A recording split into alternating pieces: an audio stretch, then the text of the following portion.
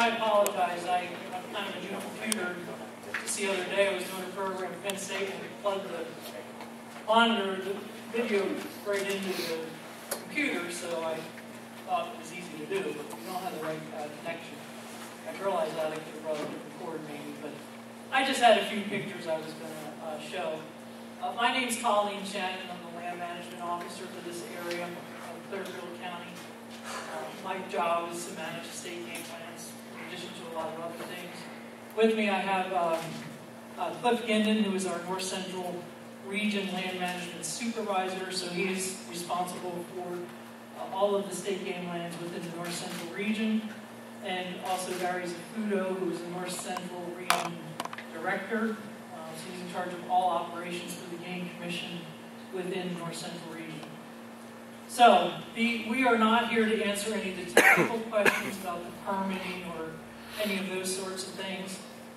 The main question we can ask or answer for you is why. Why are we allowing this company to operate on the game lands? And we can dispel some of the misinformation that's been getting spread about the operation. So, the primary reason is we bought this property for you. It's state game lands. We've bought, within the last couple of years, we've taken state game lands 87 from about 1,000-acre game lands to over 15,000 acres now. We're in the process of adding a few more 1,000 acres of game lands in the area. We think this is a tremendous asset to the area, to the sportsmen, to the people, and to the wildlife. Our job, the mission of the Game Commission, our mission statement is to manage wildlife and its habitats for current and future generations. So that's what we are going to do. We are managing state game lands for the wildlife and for the people for now and for in the future. The property that we bought, as you all know, has a lot of reclaimed strip mine areas and some unreclaimed areas. The photos that Brian showed you, the initial application site, is what we call Tower North. It is a bond forfeiture site. Hanslow and Cole was mining that area. They went bankrupt. Their bond, which they have to put up when they are permitted to mine, is then used to reclaim the area. If you're familiar with the regulations over the years, a lot of times the bond forfeiture money isn't quite good enough to properly reclaim the site. And I think many of you are familiar with what that site looked like. And I had an aerial photo that shows you. It was basically just rock. There was nothing there. So when we acquired the property, the first thing we looked at is, boy, here's an area that really needs to be improved. There's nothing there but rock. And all that pond that you saw was there and has been there because of the mining project. The purpose of the pond is to collect the surface waters which run off of the surface, which they do because there's no vegetation there to stop. So that was the first place that we allowed the biosolids to be applied. And the reason that we allow the biosolids is because it is a soil amendment. It is to increase the organic material in the soil and allow the vegetation to grow. So that site, we issued a special use permit to the company, to apply the biosolids. Hold on. You want questions at the end? Well, go ahead and answer. If it's relevant to what I just said, that way we won't forget. Is there any exchange of funds for these permits? Pardon? Is there any exchange of funds? No, sir. That is one of the rumors that's been going around that I wanted to dispel. So thank you for asking. There is no exchange of money. The Game Commission gets no money from the company. What we do is we require them to do some extra work under the permit. We require them to remove rock that they normally wouldn't remove so that we can manage the property.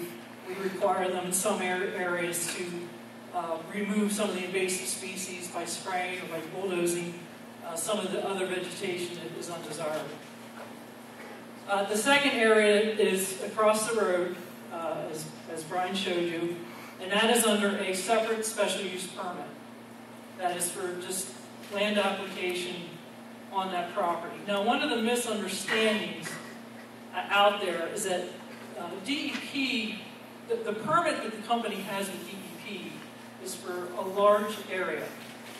And they have to do that because of the process that they go through to get permitted. However, we are further restricting that through our special use permit. So we did not give them authority to spread on thousands of acres of state game lands 87. As of right now, we gave them authority to spread on that Tower North site, which they started in early September, completed, I think, in November, October, November, somewhere in that time frame, as far as the actual application of the biosolids. It was a total of 24.5 acres. That area is done. I mean, it's seeded and it's going to green up in the spring. There will be some additional work they'll have to do there, but for the most part, I mean, they're done putting the material out. Across the road is under the other permit. We limited them to 25 acres total, and they have spread 16.5 acres before they stopped spreading over there because of the onset of winter. So that's the picture on Game Lands 87 right now. I've had experience with the biosolids application on my game land since 2005. And that's part of what I wanted to show you is some of the results that you get with the use of this material. We use it on areas the same as what we have on Game Lands 87. Reclaimed strip mine areas and unreclaimed areas that go through a reclamation process. And you all are familiar enough to know what is left when an area is mined, even when it's reclaimed properly. The soils are, not that great for growing stuff on. And then, of course, there's many areas in this county where the reclamation was never done right because it was pre-regulation. We acquire a lot of properties like that, and then we work to get those properties reclaimed. And we do use, we have successfully used the biosolids in these other areas. State Game Lands 321, State Game Lands 100, which includes a piece in outside of Key Wade or Carthus in Clearfield County, which is very similar to State Game Lands 87, and other areas on State Game Lands 100 in Center County, where the same company is applying material. So basically, in 2005, the company was Tyler Environmental Services, and then just within a year or two, We Care Organics bought Tyler Environmental. We're working with basically the same people. So we have a history of working with this company. We have a history of seeing the success that this material brings, and it allows us to just create better habitat for wildlife. I would be happy at any time to take anybody to any of these other areas and show you what the results are. But you're going to start seeing the results come this spring when the areas that they've spread are seeded and revegetated. Yes, sir? Yeah, there's no doubt this will grow grass and grow soil around it. What's the effect on the water system? What is the biosol? Yeah, it'll grow grass. What harm does it do to the animals? Because I'm hearing some people that shot deer out there said they went to get them out and they some of that is what effect does it have on them? If we thought for a second that there was anything that was going to be harmful to wildlife or people, we would not be doing this. We've had this on other game lands for years, and we do not see any of these side effects. There's a lot of stories that go around about things that did happen. There's been studies done. We're not aware of any harmful. You said that you didn't see any side effects on wildlife, etc. What have you done to systematically look for any side effects on wildlife? There have been, and I don't have all the studies. There are studies that have been done. Studies. You said in your experience. Now, No, please back it up. Not my experience. The experience of the regulators. Thank you. I mean, what I meant by my experience is not like we go out and see dead animals on No, I the just other want to have areas it where it's clear been what spread. you do know and what Yeah. you think is reasonable. Hi, thank you for coming. A couple of things. We have one of the larger farms out where you're doing this, okay? And if nobody knows us, we're the Goulds, we're the big mouths. I'm so proud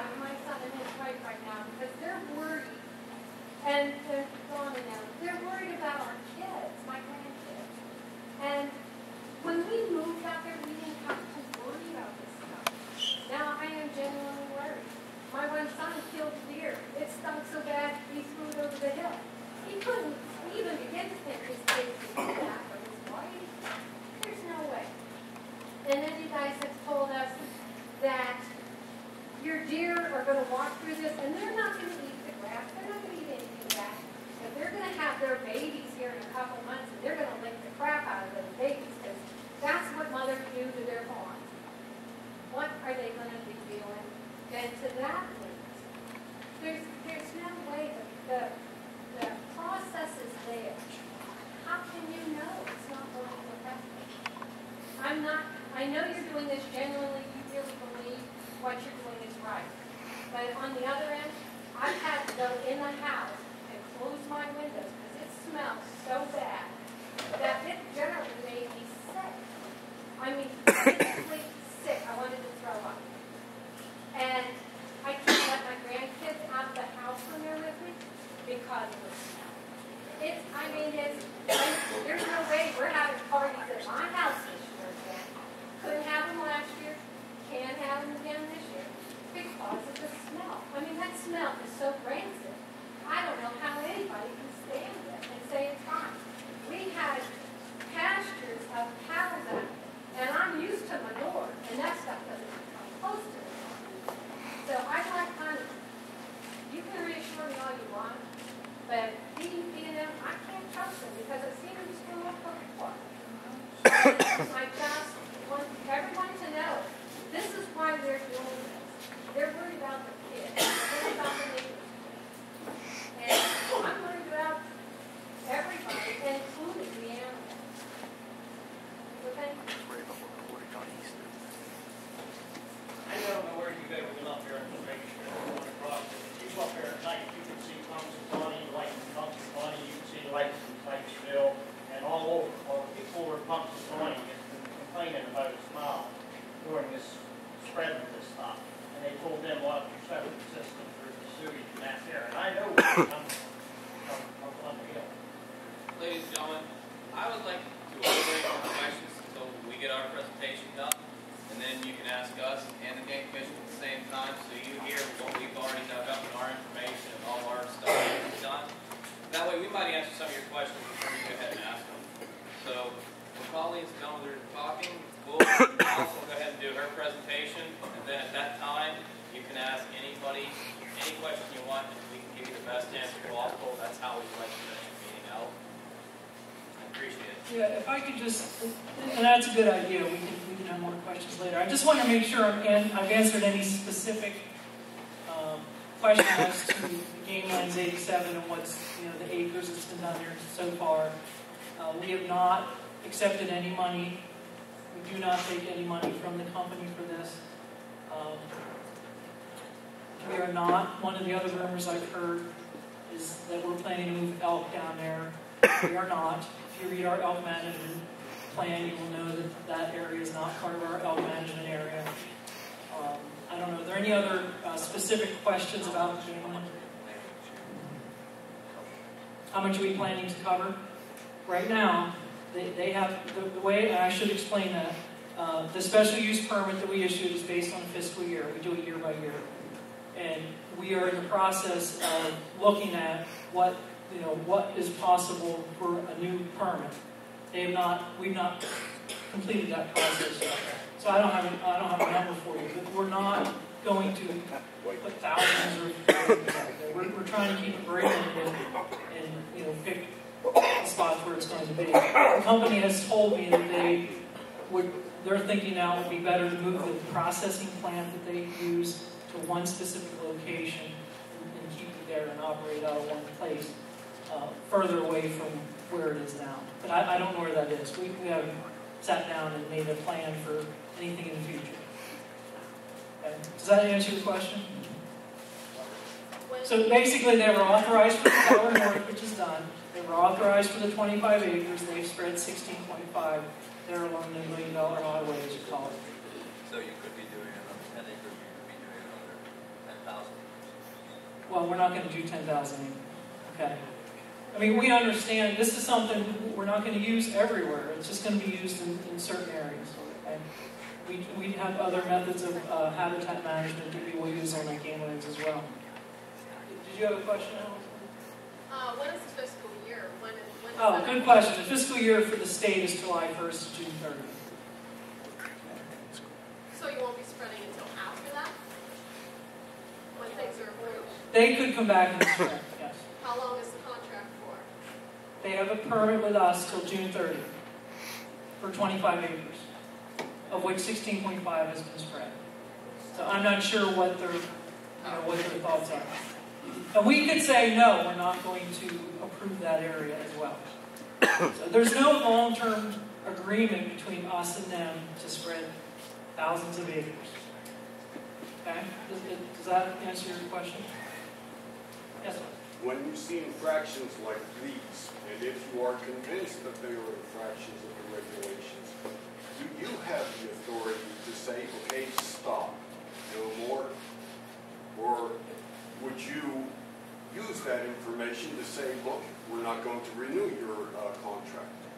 Yes, if we were dissatisfied, then yes, we would have the authority to say, no, we're not And going my to do question that. now is, are you dissatisfied yet or not yet? Not yet.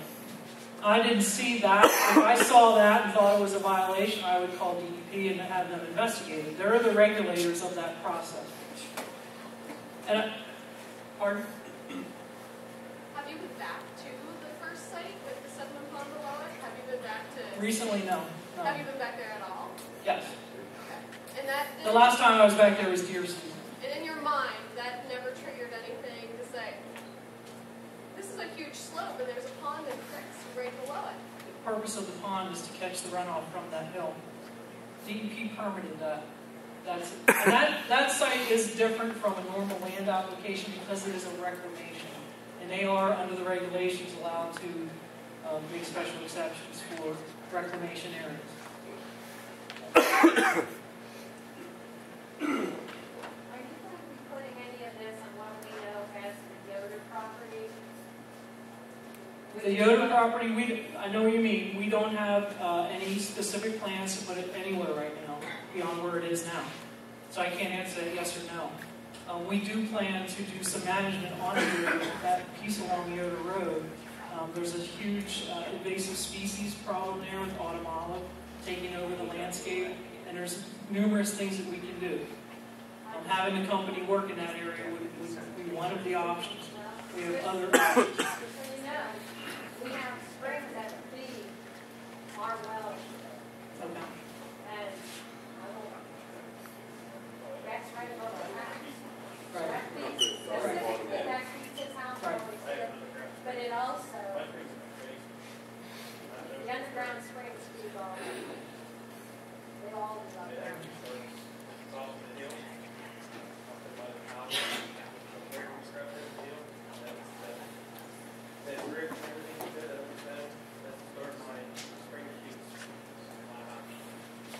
Is there anything else specifically about Game Lands 87 or the process that we've gone through so far that I have not answered? Yes, sir.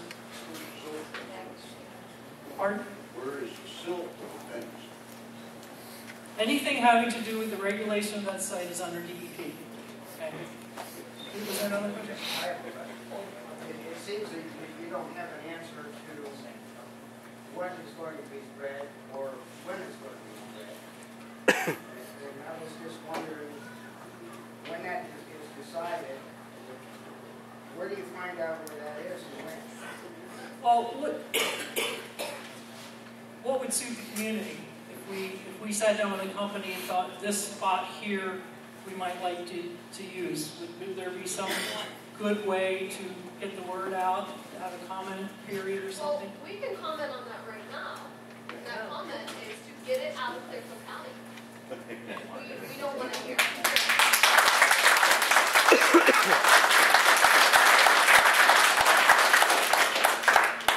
Okay, any other specific questions I can answer from Game Lands 87? Yes, ma'am.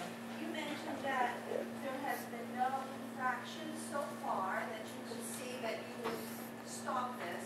I did not say that. I said if I saw what I thought was an infraction, I would contact DEP because they are the regulators. I'm just wondering what kind of infraction it would take in order for you to start that process. If these infractions and... I didn't see these. You've seen them now.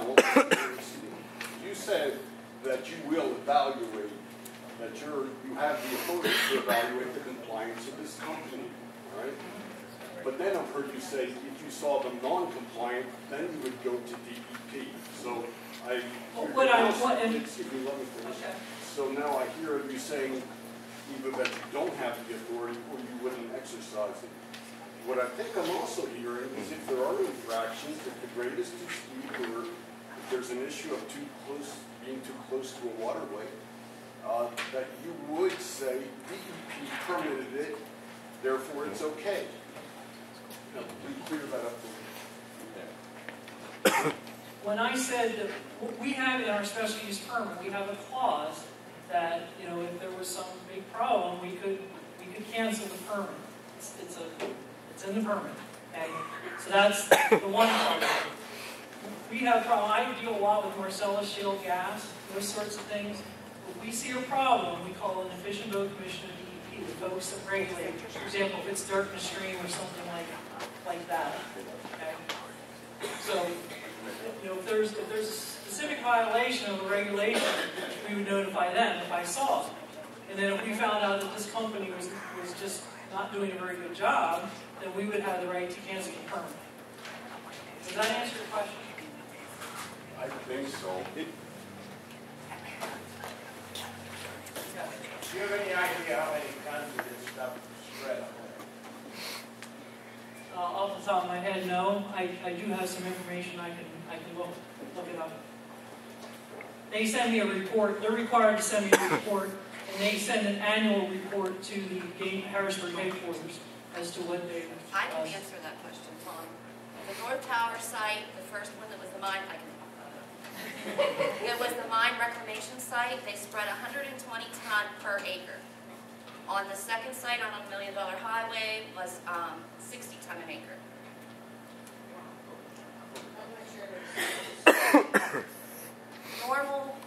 Normally it's 60 ton an acre, but they allowed 120 for the first site because of the mine reclamation. Yeah, Graham, you work with the governor's office on this. You know what I'm saying? The governor's office have influence with the game commission, or they work hand in hand in this situation. The question is, do we have contact with the governor's office? Specifically, no, we do not. The governor's office is in charge of all state agencies, including DEP, who is authorized to regulate this activity. So that's, sure. Mr. Lombardo, the PTC has their own set of commissions, and we do have some government oversight, but in terms of, from a legislative standpoint, even us, we have a much more say over a DCNR than we would the game commission. They have their own set of commissioners, which are appointed to the governor, but, and they serve 8-year terms, they can go through 2 governors, but they unless it's a major issue for the most part, not most people, they have their own government bodies.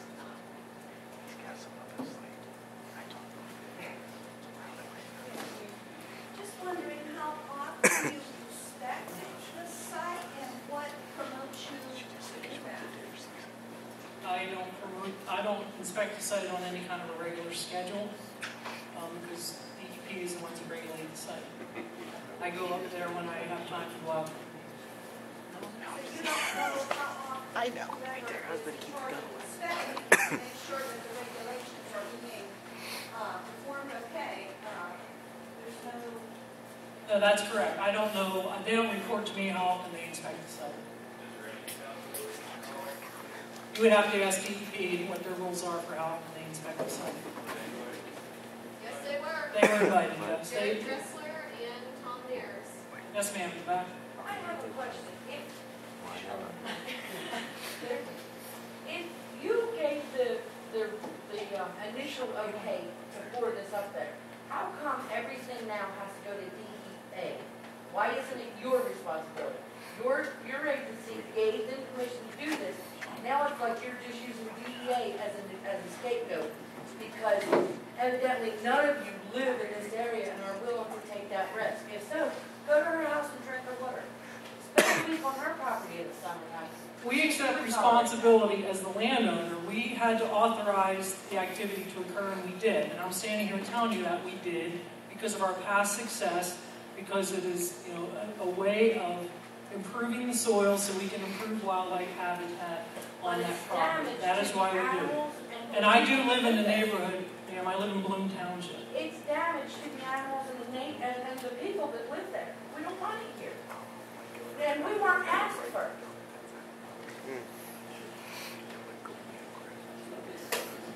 That's what I'm saying. Well, wait, How do you want from the specific questions? I have a couple specific questions. I don't need that. I want to know, first of all, how familiar you guys are with the 503 rule All three of you. as the game commission. Like, have you sat down and read the 503 rule?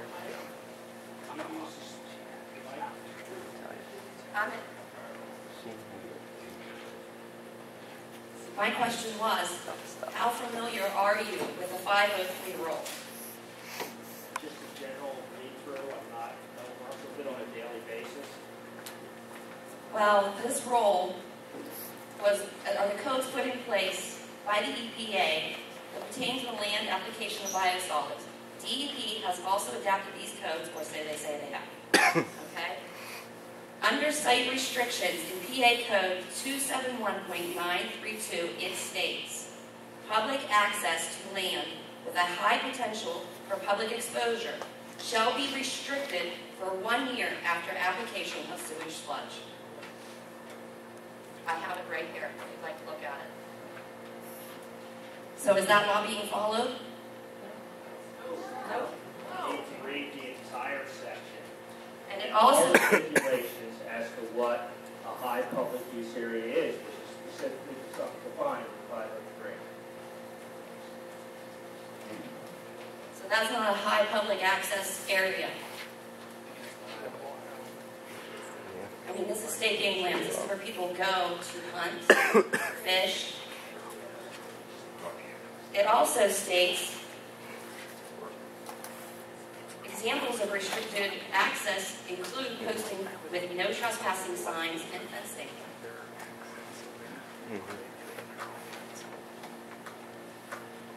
It's right here. Right here it is. If you'd like to, it's EPA Guide to Part 503 rule. Understand that.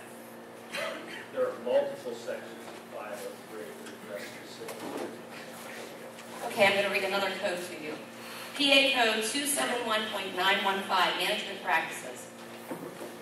Sewage sludge may not be applied to agricultural land, forest, or a reclamation site, that is, for the agricultural utilization on slopes that exceed 25%. Land reclamation on slopes that exceed 35%. Are you aware the North Tower site is a 57% grade? Also, It is not Yep. 50%.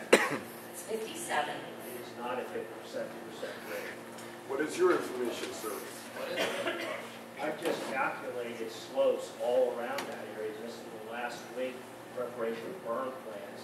And we have very few areas that have slopes that exceed 30% of the entire game lands on the steepest slopes. Wise overrun times 100. Simple calculation, and you've done the topo maps. Well, our calculations show otherwise, and the other site is not to exceed 25%, and our measurement was 36.5. All right. It's my turn. All right. Just to kind of bring you all back, I want to see a show of hands. How many of you have smelled the sludge in the summer? How many of you have thought it was one of the most rank things you've ever smelled in your life? Please make note of that, Mr. Sankey. All right, here we go. 1989, the United States faced a major problem.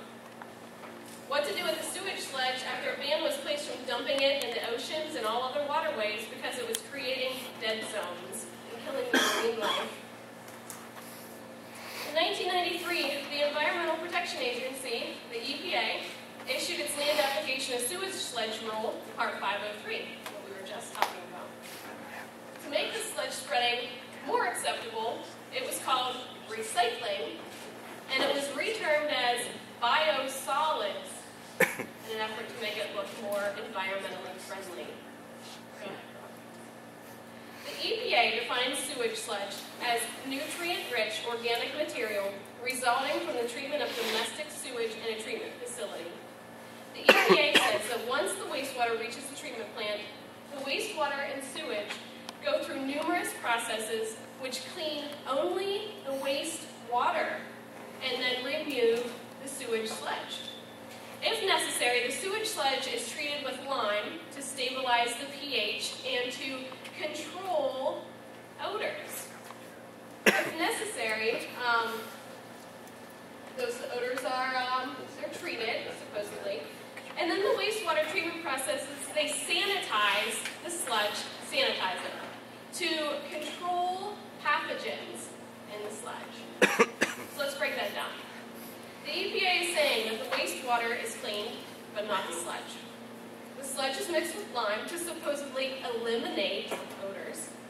And the sludge is sanitized to control the pathogens. Pathogens are things that cause disease, like viruses, bacteria, parasites, those kinds of things. But the pathogens are not eliminated. They still thrive in the sludge that we are getting. The Sierra Club believes that sewage treatment plants are not designed to separate wastes and produce fertilizer. They are designed to remove pollutants from the wastewater. Many of those pollutants concentrate in the sludge, the same sludge we are getting. As a result, the exact composition of any sludge is unknown. Sludge is a highly complex, unpredictable, biologically active mixture. It can contain thousands of industrial chemicals, carcinogens, hormone-disrupting chemicals, toxic metals, dioxins, and other poisons. To simplify what the Sierra Club is saying, sewage sludge is not just human waste. It's everything that makes it into the sewage lines. Chemicals, heavy metals, toxins, hormones, parasites, bacteria, viruses, radioactive material, etc. Listen to this. Every month, every institute, business, and industry in the United States is allowed to discharge 33 pounds of hazardous waste into sewage treatment plants. I can't stress it enough. It's not just human waste. It's disgusting. The PA Department of Environmental Protection, the DEP, claims biosolids produced from wastewater treatment facilities typically contain low concentrations of metals. This is because the EPA and the DEP only require the monitoring and testing of 9 heavy metals: arsenic, cadmium, copper, lead, mercury, molybdenum, nickel, selenium, and zinc. And they also test for fecal E. coli. There are thousands of heavy metals, toxins, carcinogens, radioactive materials, pharmaceuticals, viruses, bacteria, diseases, etc. that go unmonitored. Additionally, the DEP claims that many of the trace metals in biosolids, like nickel, copper, cadmium, selenium, zinc, etc., are micronutrients that are essential for healthy plants and animals. In small amounts, this may be true, but all of those trace metals can and will cause toxicity in animals like deer. The deer, they ingest the soil, they're ruminants, just like sheep and cows. They ingest the soil with every bite that they take. They're ingesting that sludge. Not only are they ingesting the soil, but they're also getting a double dose of contaminant exposure because they're ingesting the plants that are growing up through the sludge. Those plants pick up the micronutrients. So they're getting a double dose of contaminant exposure. Go ahead, Rob. According to We Care Organics, the company overseeing the sludge application, the Class B sewage sludge that is being land applied on State Game Lands 87 in Bell Township, Clearfield County, is coming primarily from Toronto, Canada, and Binghamton, New York. It's not even Pennsylvania sludge. Class B sludge, the sludge we are getting, still contains all those detectable levels of pathogens, and it is the most dangerous kind of sludge. I cannot stress that enough. The Center of Disease Control, the CDC, has identified Class B sewage sludge as a potential hazard to workers who handle the sludge. Additionally, the EPA Office of the Inspector General also concluded that due to a lack of data, the EPA cannot assure the public that current land application practices are protective of human health and the environment. Even the EPA Inspector General has stated that the agency has not conducted the basic research needed to determine the risks associated with the land application of sewage sludge. Please make note that the EPA has admitted that it can no longer guarantee the safety of sludge spreading and that the whole issue has to be revisited.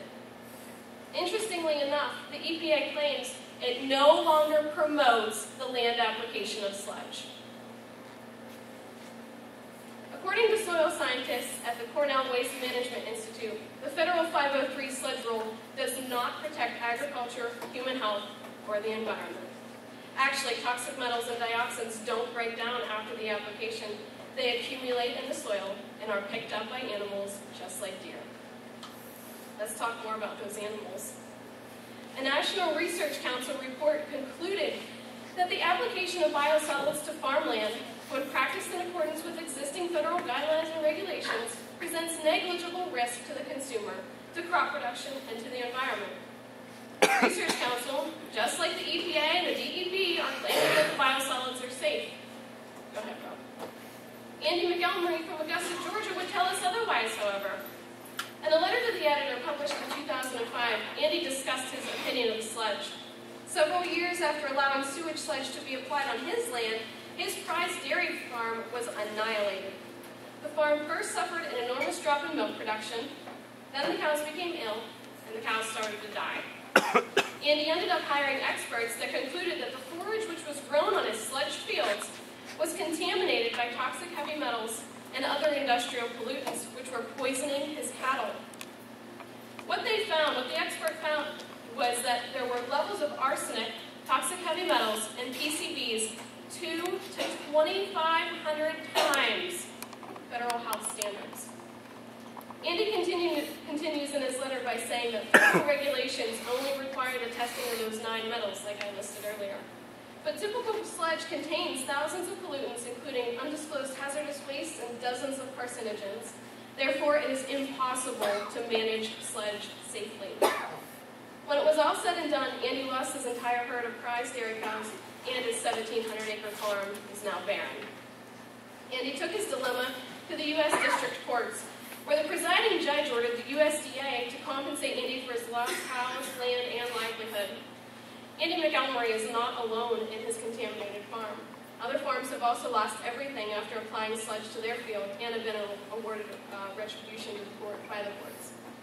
In our area, we won't have cattle grazing on the forage grown in the sludge fields, but deer, turkeys, and all other animals and insects. The entire food chain will be affected, down to the tiniest ant. If you understand the food chain, you will understand how every creature living near the sludge fields will be affected and contaminated by the toxins that are in the sludge. Most importantly, those very creatures that are living in and near the sludge fields are the creatures we will be harvesting during hunting season. How many of you are hunters? That's what you're going to be. Do not eat those animals. You can't stress it enough, or you would just be joining that food chain of toxic-filled creatures. The Sierra Club, as I mentioned earlier, it's a non-governmental, worldwide organization with goals to protect the environment. It feels that to prevent dairy cattle and other creatures, like the sort, from ingesting sludge contaminants, sludges should not be placed on grazing pastures. So why on earth is the Game Commission allowing it to be spread on food plots for the animals that we will kill and eat? Does it make sense to any of you? It doesn't make sense to me. But I know why it's happening. It's happening because the DEP and the EPA say that it is safe. And it goes hand in hand with what I've been told by the DEP personally. The DEP said to me that trophy hunters actually follow the sludge trail because animals are more numerous on sludged land. And I'll tell you why in a minute. The DEP has established site restrictions for the application sites, just like Brian had read earlier on that notice. The most interesting says, the very last one on that notice says that animals may not be allowed to graze on land for 30 days after biosolids are applied. I am certain that animals do not know how to read. Right? Okay. they know how to stay off land that has had sludge applied, especially if those sites are not fenced. To the contrary, just like the DEP says, animals actually flock to the application sites because the sites are rich in nitrogen. Why does that matter? Because the nitrogen that is in the sludge makes the plants and the water taste sweet. The Sierra Club also recommends keeping wildlife away from newly sludge sites by securely posting and fencing application sites for 12 months after the last application. Additionally, the EPA 503 rule, the sludge rule, states that public access to land where biosolids have been applied must be restricted for 1 year if the site has a high potential for public exposure. I personally feel that the state game lands near us, they do have a high potential for public exposure, do they not? Not only because it's spread 10 feet off the main highway to go from here to DuBois, but also because it is the state game lands. The applications, they progressed well into November of 2013, and those of you that are hunters, you know that what comes in November. A lot of hunting. Archery comes in. They have no idea. The hunters are not given any notice to the application of sludge. They have no idea what they're walking in or near, nor do they know what the animals are living in and around. They're just going in it blind. They have no idea. According to the DEP, biosolids are normally used on crops that are harvested for animal feed. And according to the EPA, biosolids are supposedly safe for growing vegetable crops. Again, DEP, EPA say it's safe.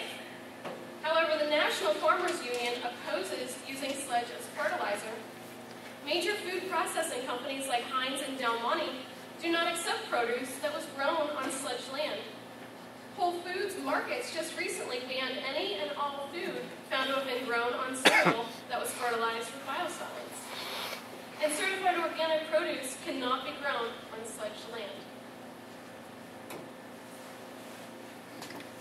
Furthermore, over 100 environmental, farm, health, and food processing organizations oppose using sludge as fertilizer or soil amendment because there is no real science that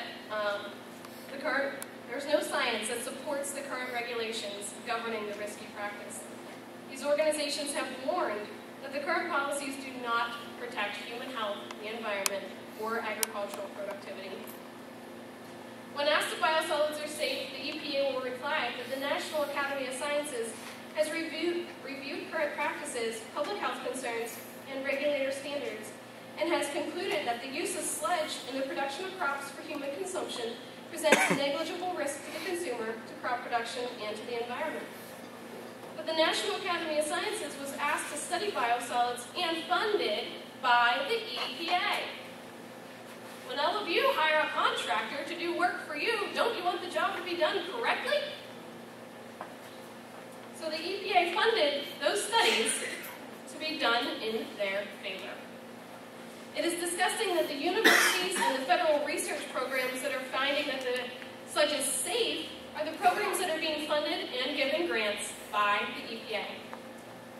The independent studies that are not funded by the EPA and find that the sludge is toxic and dangerous are the ones that are rolled as unscientific and are discredited by the EPA. Surprise, surprise. Speaking of those studies that are discredited by the EPA, scientists from the University of Georgia have published groundbreaking research that documented and explained how illnesses and deaths reported by sludge-exposed rural residents, just like us, are linked to the land application of sludge. Additionally, a paper published in the International Journal of Occupational and Environmental Health documented how the EPA, working with municipalities, state agencies, and industry-friendly scientists, covered up reported illnesses and deaths linked to the land application of sludge. Covering stuff up now. Even the U.S. District Judge ruling over the Andy Montgomery case, Judge Anthony Alamo, concluded that EPA officials used questionable data and took extraordinary steps to invalidate scientific opposition. We can see how the DEP and the EPA will discredit avenues of potential risk and fail to fully own any threat, even those threats that are made by concerned citizens just like us. So let's talk about the effect on human health. On October 13th, 1994, 11-year-old Tony Bacon rode his dirt bike through several inches of sludge that had been spread 2 weeks earlier on an unfenced Pennsylvania mining site near his home. His home just happens to be in Osceola Mills. He was covered from head to toe with muck. 2 days later, he came down with a bacterial infection, a staph infection. With a headache, sore throat, froze on one arm and leg, breathing difficulties, and a high fever. A week later, he died. The DEP and the company that spread the sludge entangled themselves in a network of false statements to cover up this incident. When first confronted with the case, DEP's Doug Saylor, a name should ring familiar with Sunderland's, now, ironically, he is working for We Care Organics, said it was the boy's own fault. He was trespassing and had no right to be there in the first place. Well, that may have been true, but the DEP, they planned to blame Tony's death on a chipmunk bite. Later, on a polluted stream. Finally, the DEP officially announced that the child had died of a bee sting, that sludge had not been applied to that site at all, and that a thorough investigation had ruled out sludge as a cause of death. All these claims that the DEP had given, the chipmunk, the polluted stream, the bee sting, they were all proven to be false. Yet the EPA told the National Academy of Sciences that the DEP had investigated that case and that there was no evidence to link Tony's death to sludge exposure. Again, the EPA and the DEP were working to discredit any mention of potential risk, or in this case, death. I was not aware that a bee sting could cause a bacterial infection, a staph infection. There is a funny myth that illnesses reported after the spreading of sludge are caused by mass hysteria related to the odor. I just asked for a show of hands, and all of you could agree with me that the odor is horrendous, right? But sludge illnesses, they are a very real thing. Hundreds of sludge-exposed rural people, just like us, have suffered serious respiratory and gastrointestinal illnesses. Even deaths have been linked to sludge application, as close as Osceola Mills, Pennsylvania, like Tony Bacon, and Danny Pennock here. And again, Danny Pennock lived in Robesonia, Pennsylvania. Danny Pennock died also of a staph infection, 13 days after playing baseball on a field where a local farmer had applied Class B biosolids previously. When scientists tested the biosolid soil in that field, they did find large amounts of staphylococcus. Imagine that. But the DEP claimed it was unable to somehow link Danny's death of a staph infection to the staphylococcus that was thriving in the soil where he had been playing baseball. Let's talk about that smell one more time. I know how much y'all love it. Well, I already did this, I guess, the show of hands with the smell. The DEP, all of you raised your hands about how horrendous that smell is, right? Well, the DEP states that if biosolids are properly managed, that odor should be minimal. Is that odor in any way minimal? It gets into people's houses. Brian and Jenna lived right beside the processing site. It was in their house. Could you imagine that smell that you smell when you're driving to Du Bois? Could you imagine that smell being in your house? 24/7, that's right. The EPA also states that the biosolids manager or land applier must agree to follow community-friendly practices in addition to being in compliance with the state and federal regulations set by the DEP and the EPA. Community-friendly practices refer to the control of odor, traffic, noise, and dust, as well as the management of those nutrients that are essential for the soil. The DEP is failing us at the very rules established by themselves and by the EPA. The odor is outrageous. The noise of the trucks and of the tractors is continuous, and the dust is downright hazardous, something that I will bring up again in a little bit. The community-friendly practices established by the EPA are laughable. When we all that smell it and we get irate about the smell, when we call in to complain, the DEP is downright arrogant with us. I don't know if it is because we are a very rural, small community or what, but we are scoffed at. We are told we are farmers. We should be used to that smell. How many of you, show of hands again, have smelled cow manure, pig manure, or horse manure, any kind of manure? How many of you smell manure? Okay. smell of the sludge they're applying. I would take cow manure, pig manure in my house over that smell up there any day of the week. The smell goes hand in hand with the property value and some businesses. The DEP states that they have found no documentation from the real estate industry that indicates land values are negatively impacted by the land application of biosolids. Clearly, the DEP has not picked up the phone and called a real estate agent. We have. We've actually called 3 of them. And we were told that our property value has been reduced since the application. And not only that, but if any of you are planning to sell, again, a show of hands, how many of you have land that borders the game lands? You share a property line. Guess what? Any of you go to sell, you've got to tell your buyer that you've got hazardous material next to you in the neighboring field. If you don't disclose that, the person buying your property could sue you. How do you like that? So I mentioned the businesses. Not only has our property value been impacted, but our own businesses have been impacted as well. I mentioned that hazardous dust a few minutes ago. I'm just going to kind of clear that up right now. So I'm a photographer. Some of you know that, some of you don't.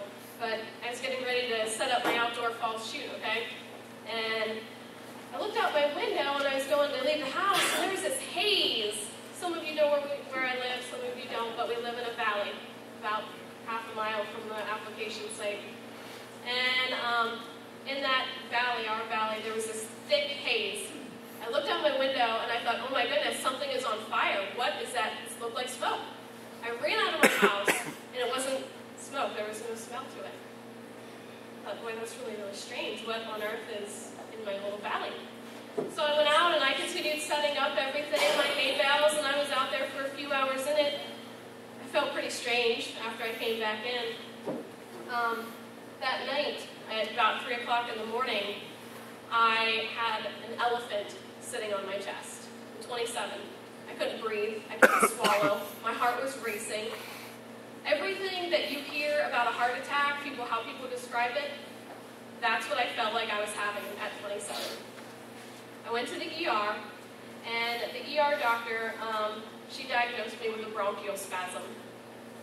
And a bronchial spasm caused by, what you know it, irritants in the air. How nice.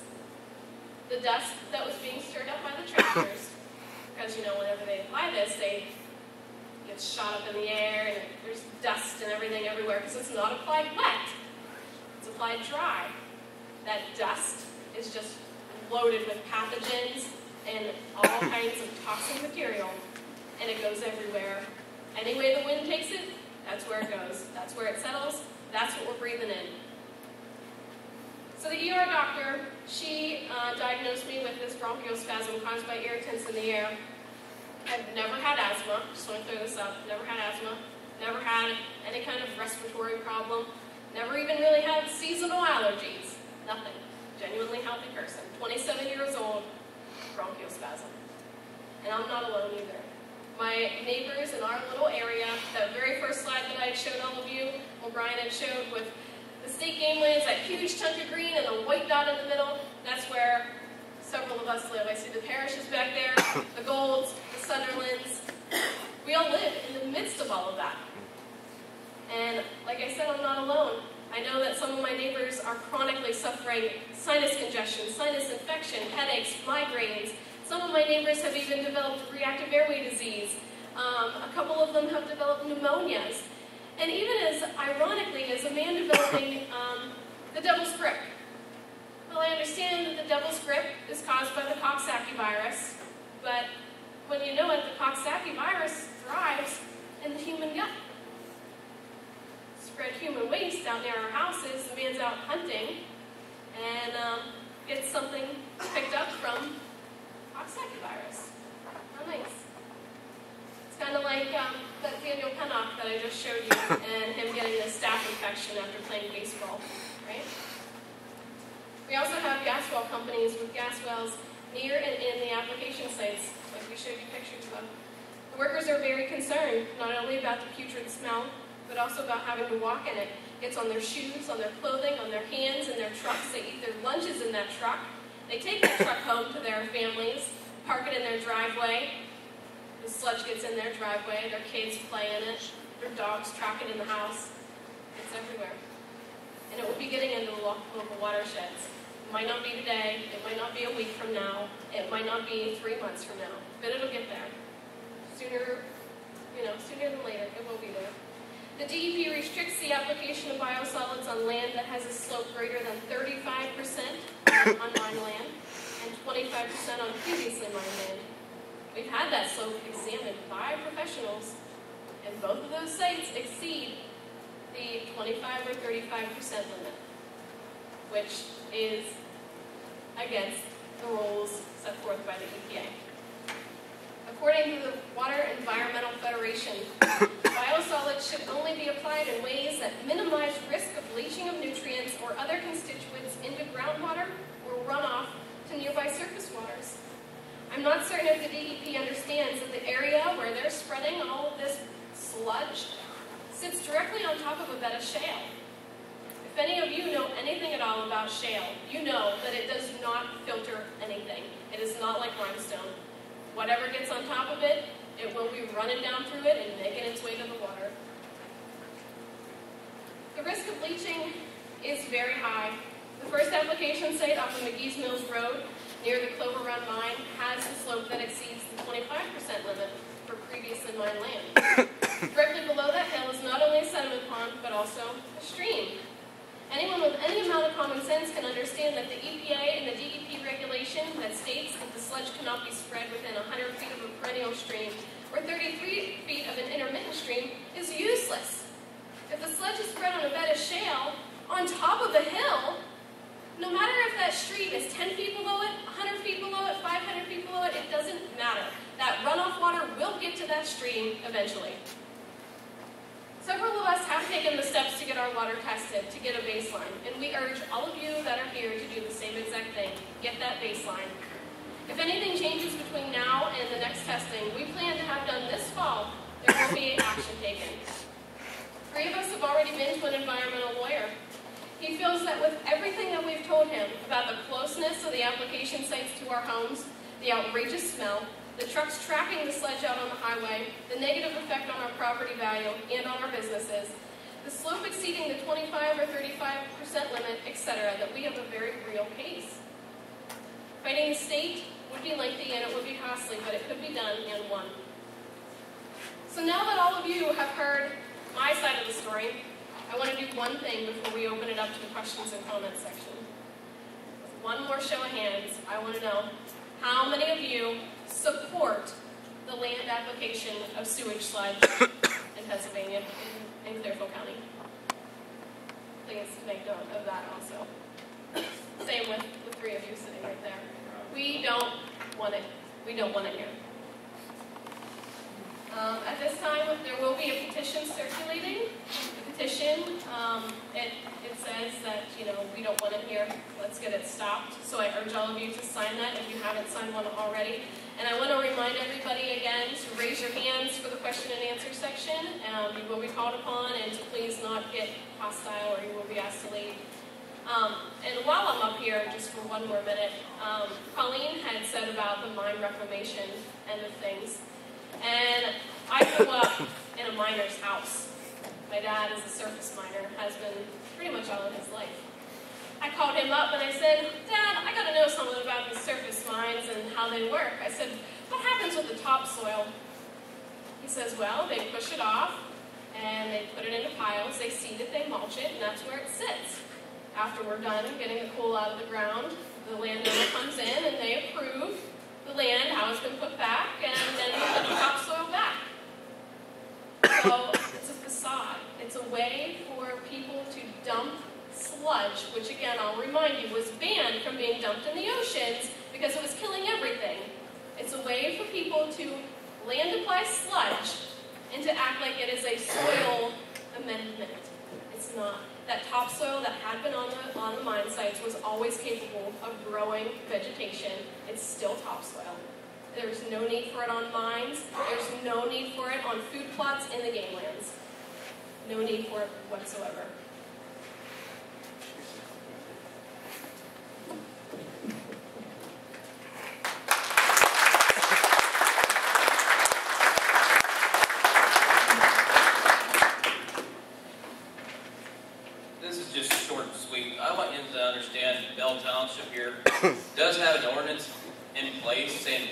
want this sludge, biosolid, whatever you want to call it today, here, but we cannot oversee the state. DEPA steps over us. But we do have one in Township saying we don't want it here. But if you're going to put it here, you're going to pay us for it. So we do get, what is it, $1.50 tipping fee for them to dump it up there and spread it on our ground per ton.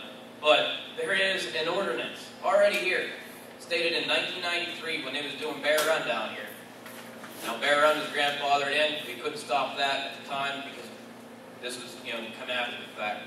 But you just need to understand, this was here. Who the hell cares what the DEP says? We don't. Because they're only going to do what they want to do. We live here. They're going to go home. Your deer come to my farm.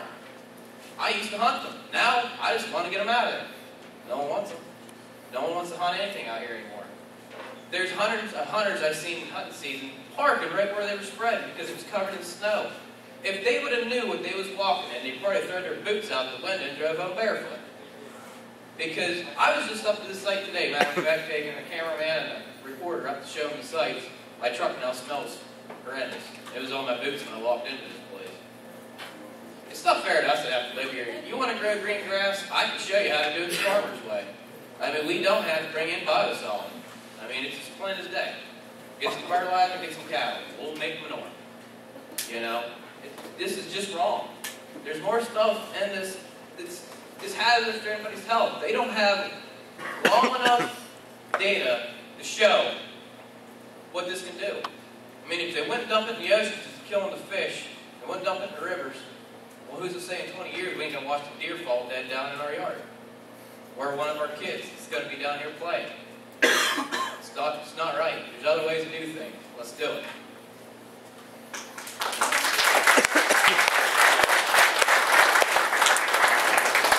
Does anybody have any questions about anything? The sludge, I heard the sludge is coming in from Canada. The sludge is coming in from Canada, is that true? And if it is coming in from Canada, why? And do they have the same standards with their sludge coming out of Canada as what it is in Pennsylvania or in our country? Well, Canada does have a very strict, according to them, Environmental Protection Agency. They work hand in hand with our EPA, because I was very curious of that also. They work hand in hand with the EPA, but I just want to point out that they do work hand in hand with the EPA. And I have shown you example after example of how the EPA has covered up things or has made things seem safe that haven't been safe. And I'm glad that you did bring up the questioning of the sludge from Canada and out of New York, because that's where We Care Organics, was it We Care Organics that told us it was coming from Canada and Binghamton, New York. We have 6 months worth of meeting minutes from the Binghamton site, the treatment facility. And the last meeting minutes that we could get our hands on were July of 2013. Mind you, they started spreading this in probably September of 2013. For the first 6 to 7 months of 2013, that Binghamton treatment facility, the digesters, which digest the sludge, were offline. They weren't even digesting the sludge. And it says in the minutes that they were treating the sludge with lime. They were stabilizing it. So nothing was happening with that sludge. They were mixing in a little bit of lime. Out the door it went in trucks up to our game lands and ended up.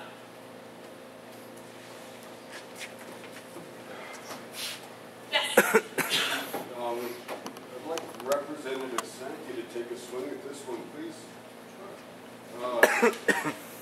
We heard mention of a mine which went bankrupt, and so they forfeited their bond, funds from which were used to recover the land. Certainly the state of Pennsylvania has been wise enough to require a bond or insurance or something. We Care Organics. And so I'd like you to explain how the residents are protected in case there would be some sort of catastrophe.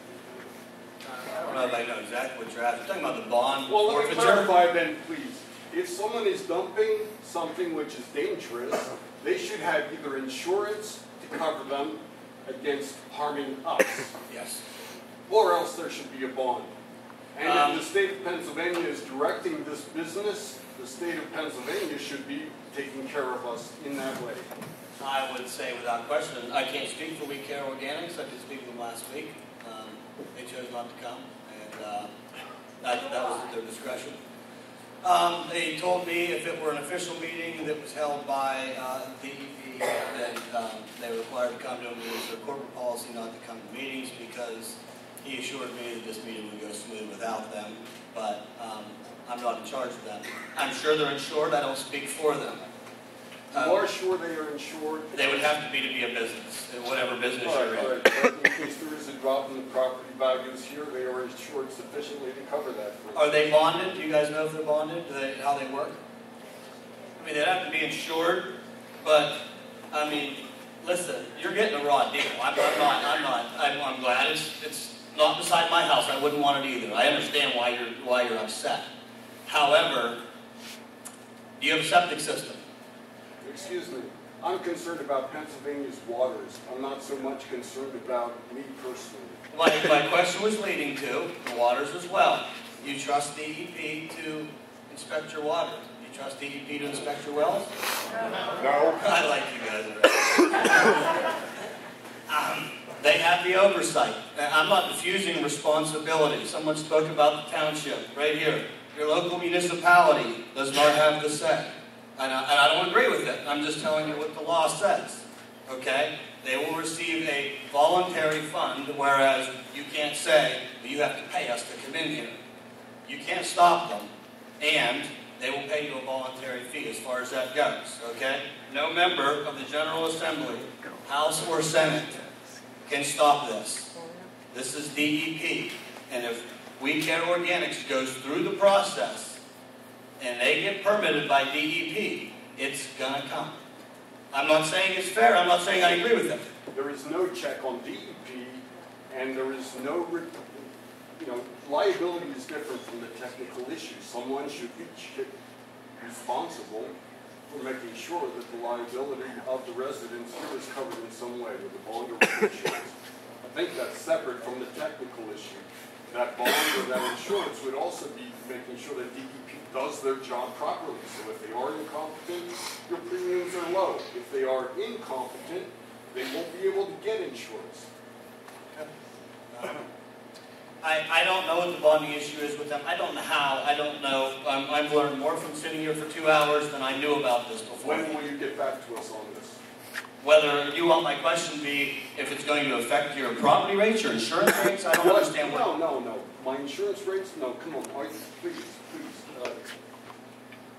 You're going to tell us how We Care Organics is insured against damaging our township.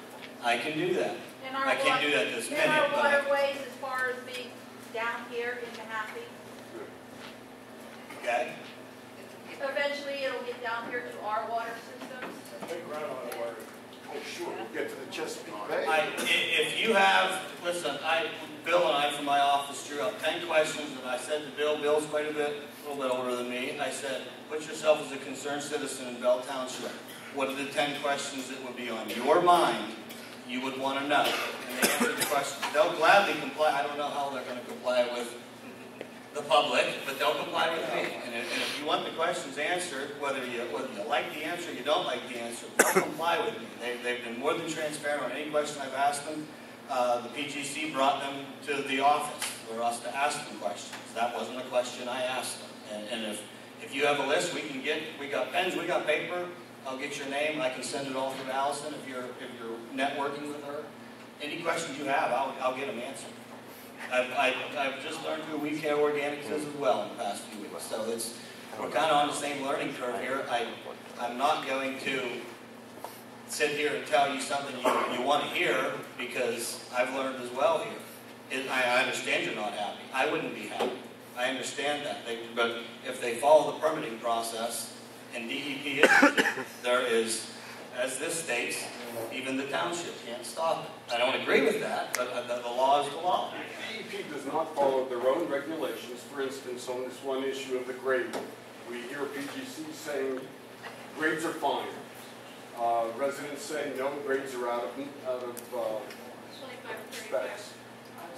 If we get an outside engineering firm that's acceptable to PGC, and they determine that the grade is out of specs, will that be sufficient to stop DEP from, to revoke their authorization to use the land here? I can't speak for DEP. If you want to do that, I'm not against it. Well, then I think that's a valid idea. It gives you something. It gives you leverage to say, I had an engineer do this. Whether if you see that they are following unsafe practices, they are not complying with their own regulations, we have a monster on the loose. Who's going to check them? Are you going to stand up to them and say, look, this is not acceptable, this is dangerous, this is not following your own regulations? If I got my way with DEP every time I had a problem, we'd be in a different world. I'm not advising you to do that, okay? But if you want to do that, I think that gives you a good leg to stand on, so you have credibility from an engineer that this engineer says it isn't this right, and you have a leg to stand on. Because if you don't do it and you go to them and say this isn't right, they're going to say yes it is.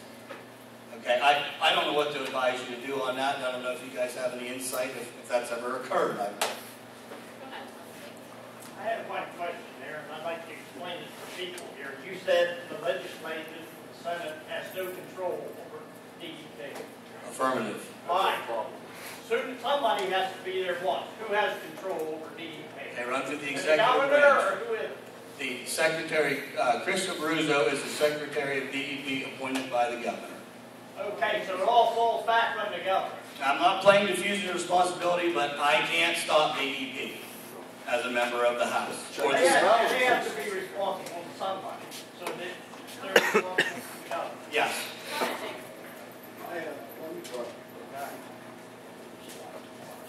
People pay the game commission to do their job. Tax dollars pay the game. Yes. Game commission has stood up here and said, we can pull their permits anytime we want to. Well, I'm telling you to pull the permit.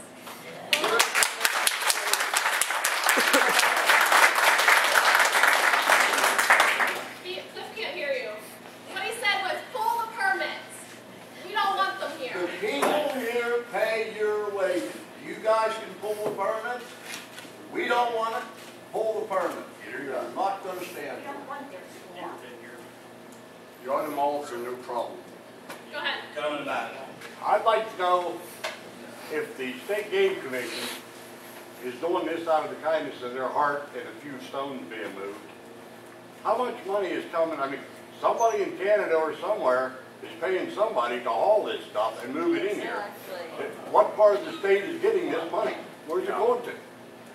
They're not, Horton Trucking isn't moving this stuff for nothing. I know that. Okay. This one? Yes. I was introduced a little earlier. I'm the regional director for the North Central region. Varies a bit. As some of you can see, I'm a little older than most of them. I've been around a lot. I was a kid of the 70s. Environmental education in school. As some of you older ones know, kids in the 70s were not in the Vietnam era. We were very environmental oriented. I worked for the National Park Service for 9 years before I came to the University. I came over and went to school with those two in 1985. I worked my way through. I was a land manager in the southwest in Cambria County, Indiana County, not that far from here.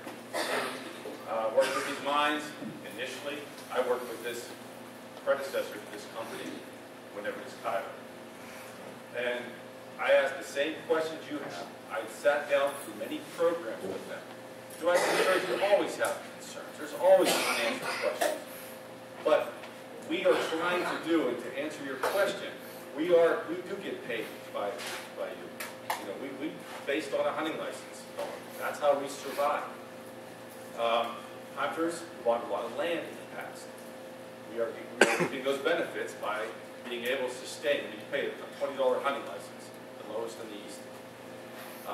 It's because of our concern and our management style we're able to sustain that and do the job we do. We do have differences of opinions. I came from an environmental background. I was a preservationist once. I became a conservationist. I'm a hunter. By the way, my dad was a coal miner, and he did die black lung. So I share a lot of the heritage that you all have. He died in the 90s, so he was very lucky, but he did die of gunshot. That was the cause of death. We are going to have differences in what we feel is safe and unsafe, because, and I have sat through many of these sessions and I've asked many of those questions. Yeah, there are concerns, and we will look, and we are going to take your concerns. I'm going to take your concerns. But does that say that we're not going to participate in using biosolids? I'm going to say probably not. We do not get any funding from these companies. I can tell you that emphatically. We don't get it in any other part of the state. What we do is we require, if they're going to spread biosolids, we require them to do additional work on those landscapes to make them better, in our eyes, obviously, to make them better for the sportsmen and for the wildlife. That's what we do. We require additional, as Colleen said, we may have them do some vegetative work, we may have them do some dozer work. One second. You're really excited. Sorry, what would be sufficient to make you change your mind? What would convince you? What piece we of are going evidence is to, lacking? we hear you. When we're here to listen. We do hear you. There may be some adjustments and changes. Now you got to remember, this area down here is quite large. It covers several townships, several counties. So we may make some adjustments. The answer to my question is there is nothing that would change your mind.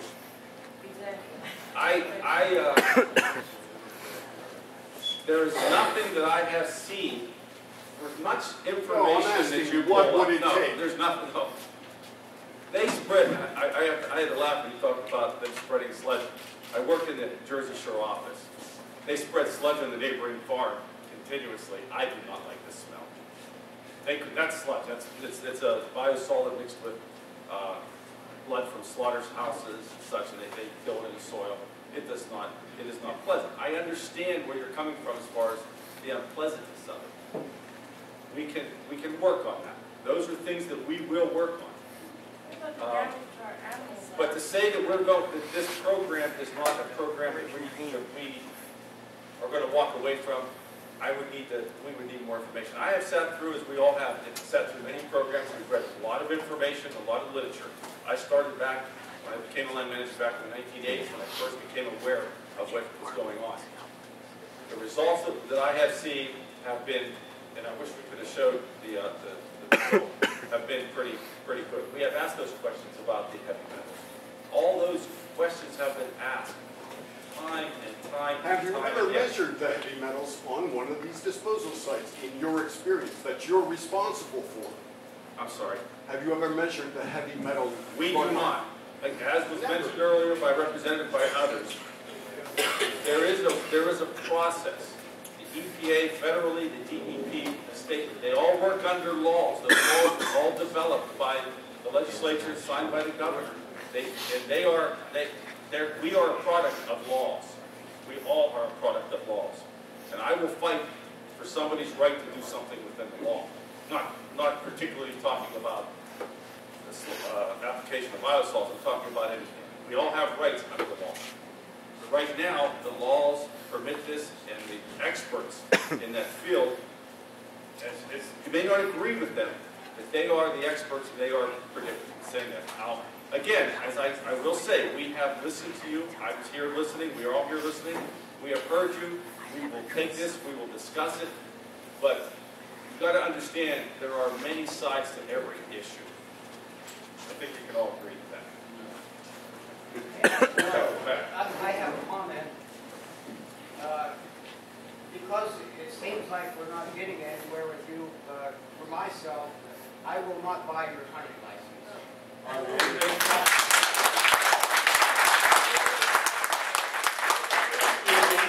Protect us.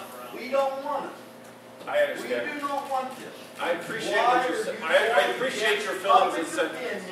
You let me finish. Why are you going against the people that live here, that have to deal with this, won't do anything about it, and you're standing here telling me that no matter what we do or what we say doesn't make any difference. No, I'm sorry. I said we're listening to you and we're hearing you. You told that man right over there there was nothing here to change your mind. No, I'm talking about in general biosolids. I'm talking about in general, overall, all the EPA in general. What I'm talking about here in this county, Permits are granted. I'm sorry? You have control whether the permits are granted. We do. They just said that over there. Yes. We, the people of this township, are telling you, we don't want this. And we We I don't have just, want the permits okay. granted. Let me restate what I said a little while ago, just so it's for the record. We came to listen. We're hearing.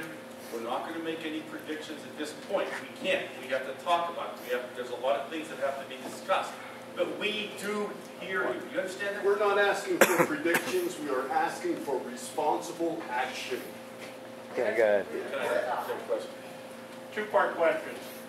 Number one, if this stuff is the greatest thing that happened to dirt since it was invented, why isn't Canada and New York putting it on their playground? That's right.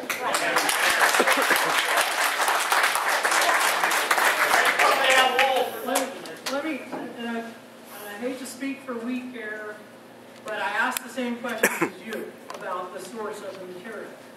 Canada, they require recycling, beneficial use of the sewage solids rather than going to a landfill. Above and beyond The other what, option, above and if beyond you what don't- Pennsylvania requires. That's why they're shipping it out. No, what they explained to me, the sources that they have are the best sources. The pre-treatment program they have is the best. These materials are all tested. They're tested at the sewage treatment plants that are certified. They're tested. Do you want to give us some detail, please, on those tests? We're not the ones to give you that. Those are Well, available. then don't say it. If you don't know it, No. please don't say it. No, I do know that they are tested because that's a requirement of. And they're tested for what? I don't know. I'm not All getting right, into then the let's just technical skip detail. that. I'm answering the man's question because I asked the same question that We Care about the source of these materials, the same question that these folks have asked. To address John real quick, they are tested. I told you what they are tested for. The 9 elements, Same 9 elements. the same 9 elements, and for fecal E. coli. That's it. Right. That's what they're supposed to be tested That's- for. yes. And so I was trying to find out if we had any information on what actual tests are performed, who sees those results, and clearly PGC hasn't a clue. And just while I have the microphone real quick too, somebody had said about the townships, Mr. Zafuto had said about the townships, and that it doesn't just affect Val Township, but it also affects Greenwood Township and Penn Township also. I spoke to both, what's that?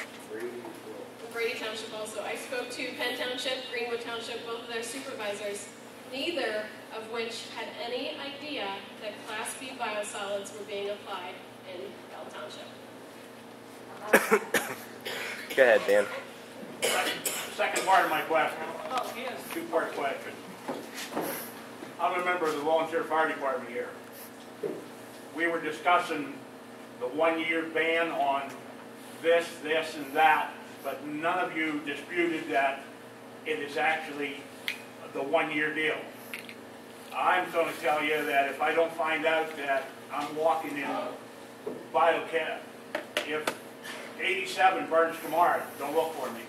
I'm a volunteer, but I'm not going to volunteer to go out and I'll risk my life for you and your home, but I won't go out and volunteer to go out and go walk into biochemicals and everything else. When you can't even tell me that that 1 year is not what it's supposed to be. And those firefighters said, I'm also a firefighter, I'm also there in Mahaffey. We've discussed about the workers' comp issues and the raise in price just for those workers' comp issues. What about these fire company members that are going out on these lands and fighting the fire, if they even decide to go and fight that fire? What's going to happen to them come years down the road?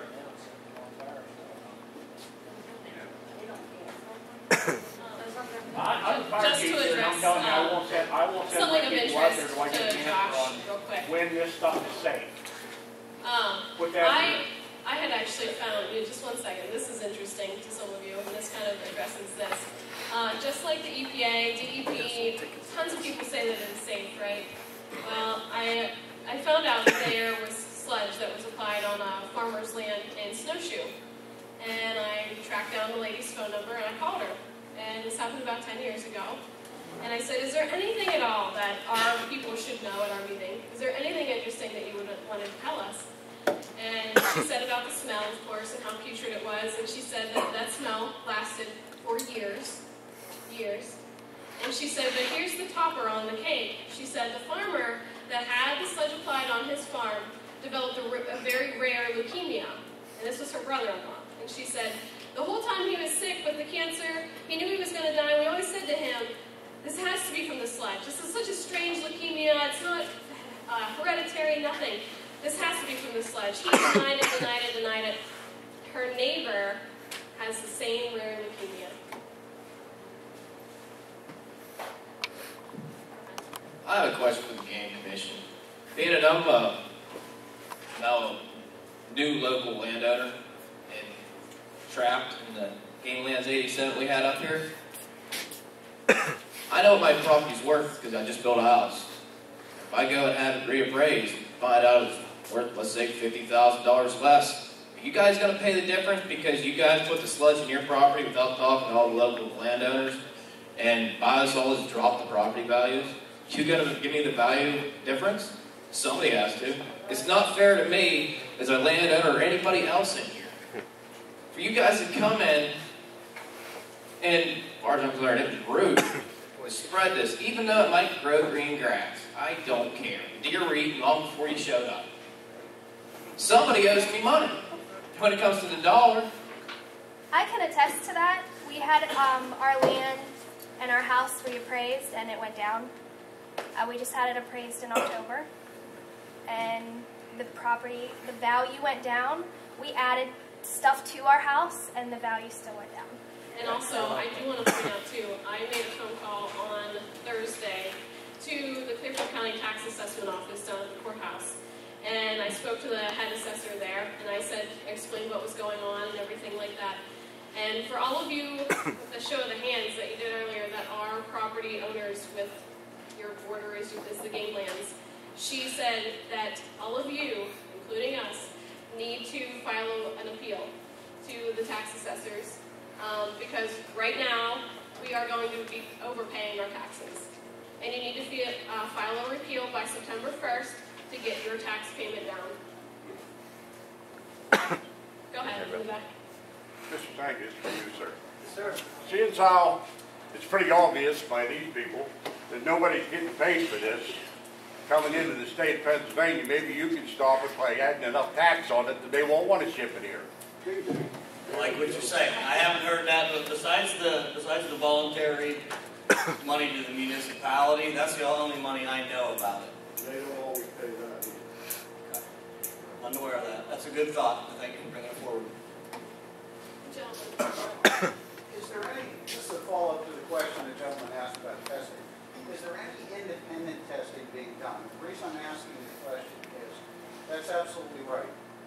Local municipalities are trumped by the Commonwealth for this.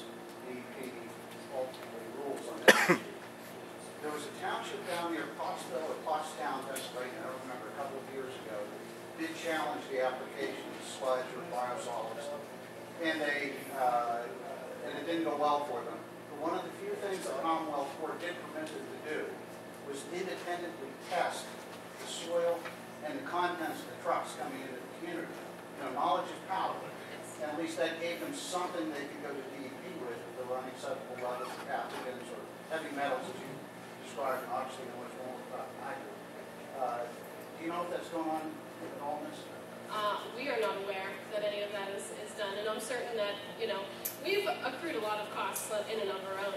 Just like I said, 3 of us have been to an environmental lawyer. We have been getting our water tested. We've accrued a lot of costs, and I mean, that is certainly something. Clearly, we are very passionate about getting this stuff. We don't want it here. That is something that we could definitely seek, just like like seeking out a hydrologist to determine where the groundwater is going. We could hire those experts most certainly, but it's the cost that is accrued with it. That, you know, clearly there are a lot of other people that are very passionate about this also and want it stopped. And if other people are willing to chip in, most certainly. I will make the phone calls. I will get those experts out here on Monday if need be. It's always an option. And I don't even mean just on you. You folks live in the neighborhood of places. In that case, that particular township, that particular community. Okay. Well, that's something, you know, maybe Dave can work on. If they were able to pass it on to the company who was supplying the sludge, but that was great. We will certainly look into that. Certainly. And I talked to some other people from the DEP, just in different part of the field that they dealing with biosolids and whatnot, that are local in the area. I'm not bringing up names because they asked me not to bring their name up. But they are local hunters and whatnot. But they did tell me there's several issues out on these sites that they're not in compliance with. He's bitched inside that office, and DEP, nothing gets changed. I mean, he works for them. He's out here hunting. He has a camp in the area. He's going in and telling them there's stuff that ain't right out there, and the guy that's in charge is turning his back to it. So it ain't right. I mean, they know there's something they're doing wrong, they just ain't going to fix it.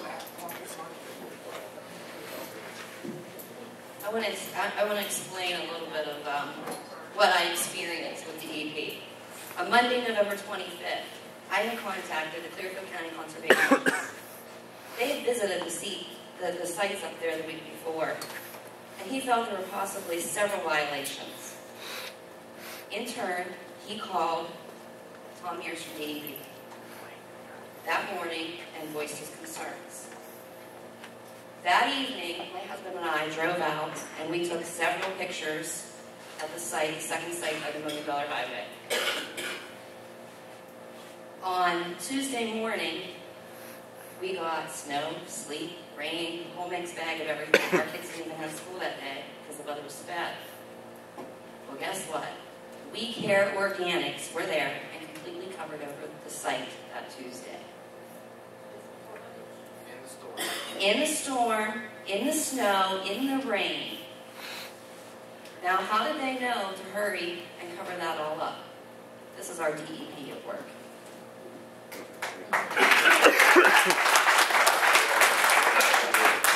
Go ahead.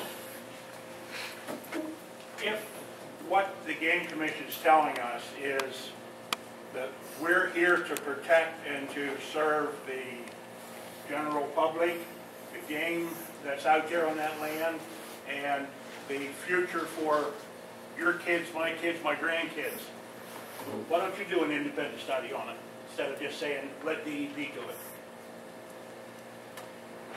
If you want to really come out and say, we're going to do this for the kids and the future of that ground, then why don't you do an independent study and find out what's in it?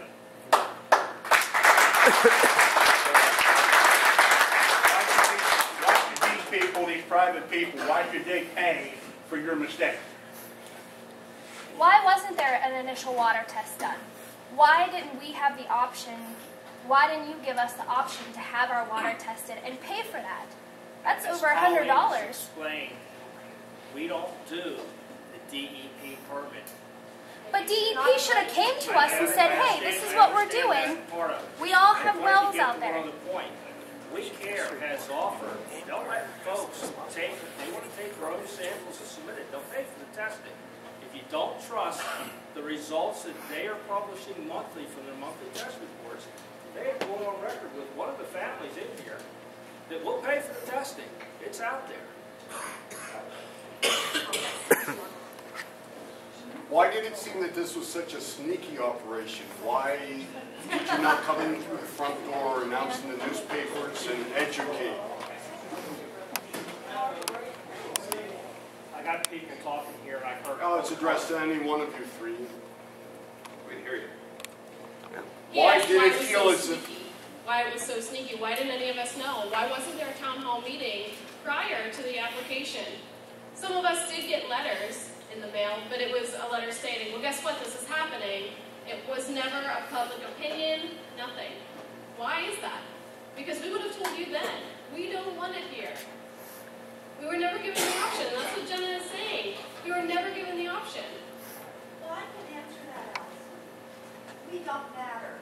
They do not care. Our children, our grandchildren, that have to do something with the sludge from Canada, from our country, we're going to bite the bullet here. They do not care. They just right on up the line. They don't care about us. And that is a very good point. I mean, when does this become not just an environmental issue, but when is it a moral issue? They have children. They have children. I have children.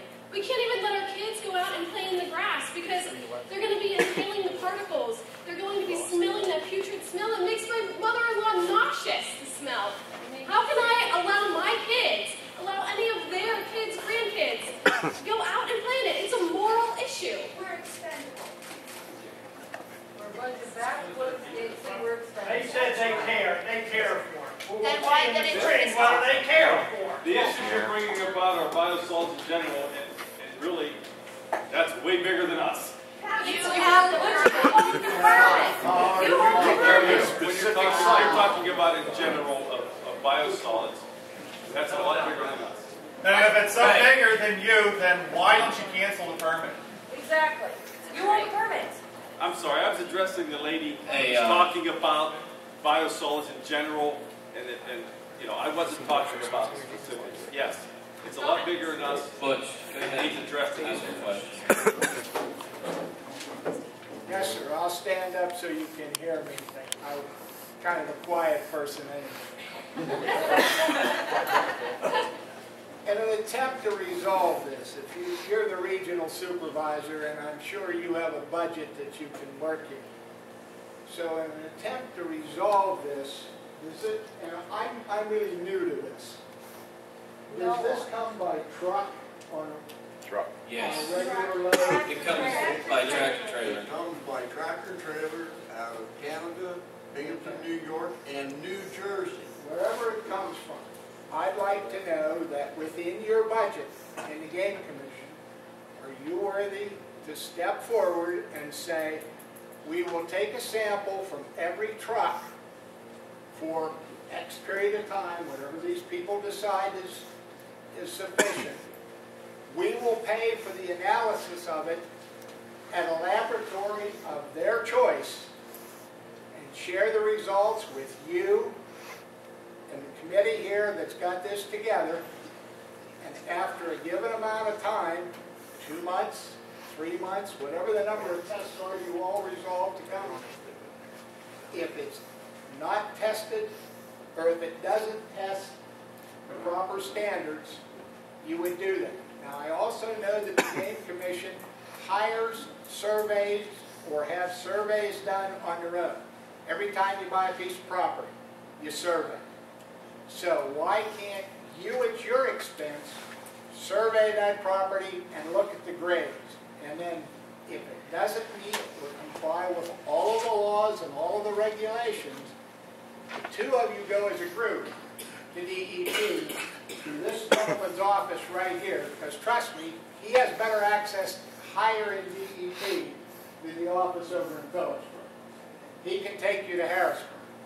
Win and sit down and say, this has got to stop in this area because it can't be applied this way. We all know how emotional it is. I understand you're no different than a property owner. I live next to the largest soft coal producer east of the Mississippi River over in Clarion County for 10 years. And they were terrible. The DEP guy had his office in their office in Sligo. I had water problems. We had the whole 9 yards. Every landowner that was drawing money was very quiet about it or having something done. And you guys are benefiting from it. It's the property. I know we all get to use it. And God bless you for having it. But it's your responsibility. You'll be real quick to tell me when I take my four-wheeler across it that you're responsible for that not happening. So let's get together and let's prove what's there or what isn't there, and then be a responsible landowner and go with this committee to DEP and get it stopped. That's the way to resolve the problem.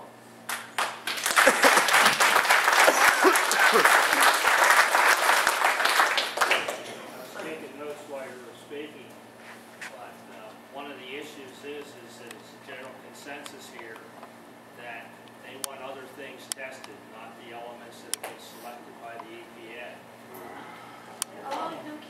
So Why wouldn't we? I understand Yeah. that, but that would be part of the process. Well, Other things- You know, you remind me of, and being a little older, and sort of a person that enjoys history, the gentleman that spoke about the 70s, if I said Love Canal to you, would you? Oh, I know exactly. You know what we're talking about? Okay. Exactly. And this is almost verbatim Yes. what the people who ran the chemical company at Love Canal said. We're testing for this, but we knew it wouldn't be there. And we're testing for this, but we knew it wouldn't be there, and it's okay. Yes. That's why I'm asking an honest question. We were asking Okay, you What questions. are the other things, if there are other things that folks want tested? I don't know what We they did are. have a list of It stuff. may be better to continue this That could dialogue. happen. Yeah, that's what I'm asking. Are you willing to sit down with this committee? If you remember when Colleen was talking, she asked a way to start sharing and meeting in the future. Do you remember that? Does anybody remember Yeah. that? I will. Okay. I will. If we're gonna have, And that's wonderful, but I'd like a little commitment from you as a regional supervisor that this is going to happen, and it's going to happen tomorrow or Monday or whatever, and you're going to talk about what you can test and what you can't. We will be in communication. Is there, And would you like us, with the young couple there, be good representatives of your group? Yes. we want us, the Smith family and the Golden family to try to step forward the African community here. Yeah. We're willing to do it. We're here. Are you willing to pay the bill? That's the next question. There's a lot of things I can't answer right now, and I wish I could say yes, but I can't. But I'm willing to look at this and see what we can do and work on the issue. Well, I'd ask you guys to come back to all of us in 2 weeks. Well, I'm not sure we'll get things done. Well, wait a We'll minute. get sampling in 2 weeks, because there's nothing It'll being be hauled. frozen. But we You know, have, the good Lord created heaven and earth in 7 days. I won't make sure. I would say he was a whole lot better than me. The game commission that has almost that much power said they're some answers in 2 weeks. Who's that guy who struck that at the architect? I think I said that, or maybe it was them, I've lost so much. I gained so much, but I've lost so much. To put this sludge supposedly where nobody really lives, why don't you take this crap and take it up to like the Allegheny Forest? My husband just walked out of there. There's a lot of empty space. Take it up there where there's nobody, but a bunch of empty space. Nobody can add. There's up there. I do want to make note that Mr. Zaputo and I, that we have had a couple of lengthy phone calls, and he did admit to me on the phone that they could have been wiser in the locations of their application spots and their mixing site, and that he was aware of where they had placed things, and that the next time around, hopefully, they would put them in better spots. But I do agree. That's just it, you know. This is We don't control the Allegheny Valley. Well, how about just something real simple, since you've already marked our ground. Before you issue any more permits, and with the committee that we have set here, these people will let us stand for them. Let's take some samples on the ground you've already done, with some of us present with you guys, with a third party that has no ties, you or I, and DEP. We'll send it out. We'll agree where the tests are marked. We'll mark them where we took the tests. We'll see what you have already dumped on our ground. This will give us a good start here. And then before we'll see what's in it. And if it shows some of the stuff that we're saying is nasty, you just don't issue any more permits. You just go to alternative routes. There's alternative ways to fix this ground up here that yins are in dire need of fixing. It's been this way forever. If we don't find it, and you decide to test, well then we go with something like Butch said, whatever we can agree on, and we test some of these trucks. But if we find stuff we don't agree on, as public landowners and people who buy the hunting license, who support you guys in your jobs, you guys change your ways. There's, like I said, this is the new neighbor in the ground. You know, what happened to the, I'm the new neighbor, I want to be nice. This ain't nice. The only thing, we are the new neighbor, we are your neighbor, and you'll understand. And we are here. And we will, I can just say, we will commit to work with you and have some discussions, and we'll see where that takes us. I can't make big commitments right now because I don't have enough information right now. Right?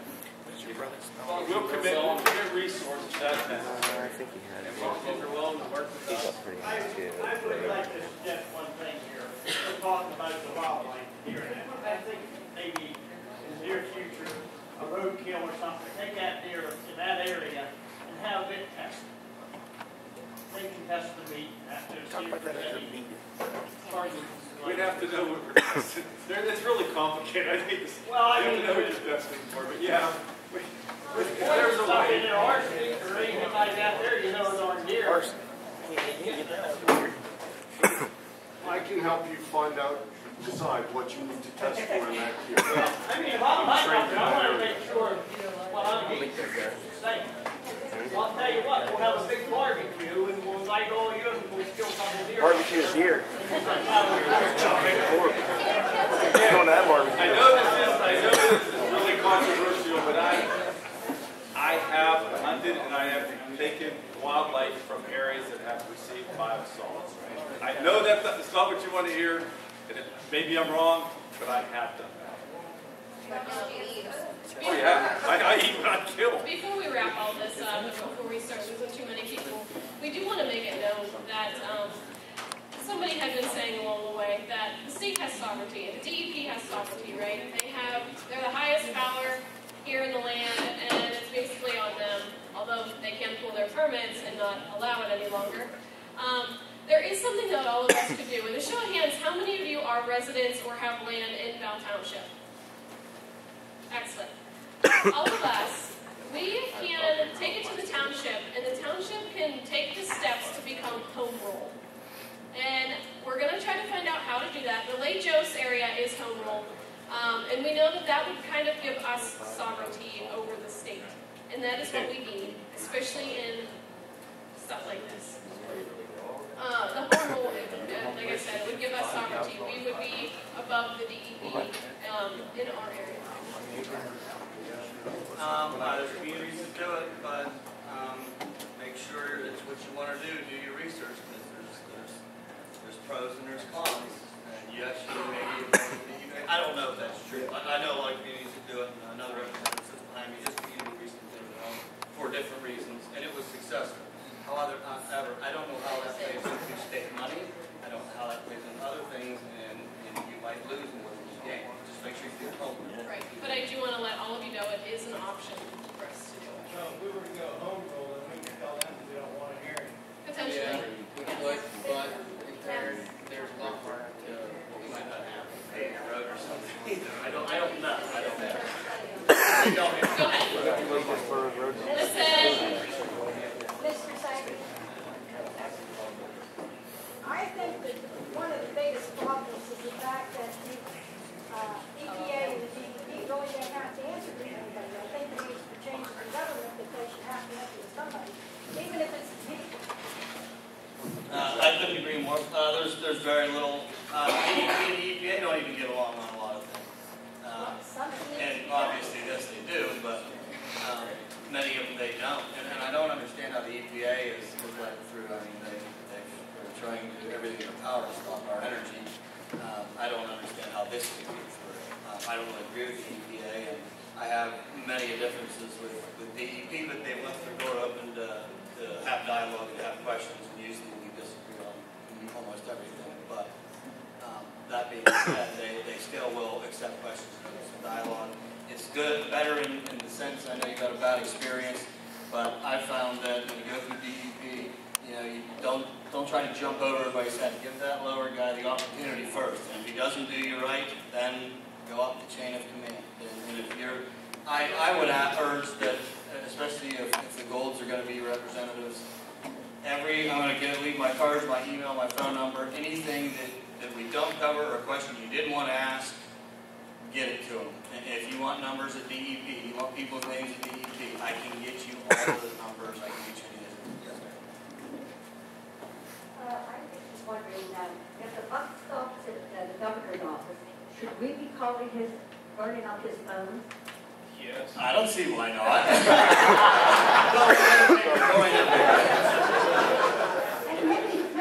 It's to the executive branch. It wouldn't hurt calling Harrisburg. You're not going to get a little.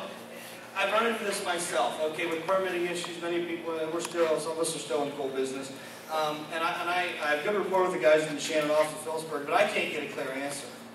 I can't. I get the same. I get the runaround, and I've got someone screaming in my ear on the other side. So I've taken the avenue to Harrisburg many times, especially if I'm down there, and I can walk over and talk to somebody. But does the governor even know that we are having this difficulty? Yes. He was invited. He was invited. We did get a letter back. I have the letter with me.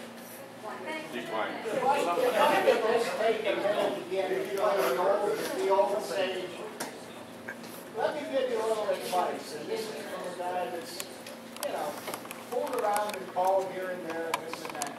I find I get a lot more response by talking to the organ grinder than I do by talking to the monkey. They send the monkey a copy of the letter that I sent to the organ grinder. Just out of courtesy, but what's so basic to take care of this with DEP is get these people's cooperation, and then you carry the water to the organ grinder. And I'm sure you will.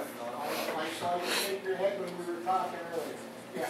Yeah, the organ grinder is always better than the monkey. I think the monkey would disagree with that, though. Yeah, well, and sometimes you got to change. I got one what question. can I tell you? Gentleman over here. Right, As the landowners, Hang on. as the landowners, how many perk tests did DEP have you take before you were allowed to dump on that much property? We didn't have to. We followed their. We Care Organics had to get the permit from DEP, not the game commission. It was one test per 10 acres. Yeah, there was a permit process that was followed that We Care Organics applied for, and that's when you probably got your letters, and it would have been published in the paper, and then there was comment time like all permits. Shouldn't you as landowners know what they're doing though? I would feel. I had no clue. Yeah. Yeah, me too. We didn't even get a letter that you were saying if there was letters sent out in the mail. That was, I again, never that got was not our. I'm just letting you know. That was poorly done. I'm a landowner. I never even knew anything until I drove in the woods and found that letter against my back property line. Now, that's not a chemical test. Can you at least find out whether they complied with that? They comply, they take certain soil samples. With the letters, with the notification. There are some. Prior permits, it's one sample per 10 acres. They have to notify residents, nearby residents? No, that's just, they take one sample per 10 acres, so they know how much they can dump on that. It's a background sample on And the so they can land. see, okay, it's low in this and that, so we can go, that's why the one site can hit, what was it, 120 tons per acre, the other was only 60. Because it could handle more if it didn't have the other stuff. I'm just asking whether We Care Organics is required to notify the residents of the township, etc. We've been told it was put in the newspaper, so I'm asking whether you saw it with your eyes. Almost all permits that are applied for, whether they're mining permits or something. And I'm aware, if you have to apply for permitting in Pennsylvania, there is a process that there's public notification. A lot of times they're in the public section of the. Then you did not verify that We Care Organics did follow those procedures. I can't verify can't that. speak I'm for We Care Organics. going through. Just like they can't do certain things. Yeah, but because they it's give the the DEP. they give the permits to We Care, and so they're responsible for making sure that We Care complies with safety regulations. Is that something that the paper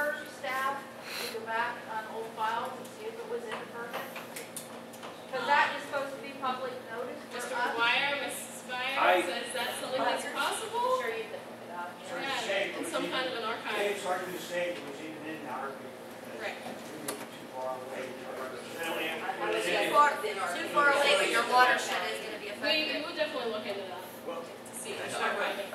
wasn't saying that. No, but I'm just saying, no, What I you're said, saying is everything you do with the watershed. Laurel Run watershed will be affected, and East Tunxie and Big Run's drinking water. Don't So treat the the answer water. to the question is that you may not have that. Oh, right, I know, I just meant so. We have to put it in the closest one. So how soon could a meeting be? Yeah, that's the next question. How soon we can get together to get the ball rolling on you working with us? It's all about schedules and commitments. The only thing I can say is when we get back and we're all looking at our calendars and we might, we can try to shoot for some time in March. March. Yeah, if I'm not gonna be here, I can't meet with you. If you want to meet, if I'm not gonna be here, I can't meet with you. Well, I mean, You can designate. March is only 6 days away. Yep, a lot can happen in 6 days. The world can burn right down. There we go.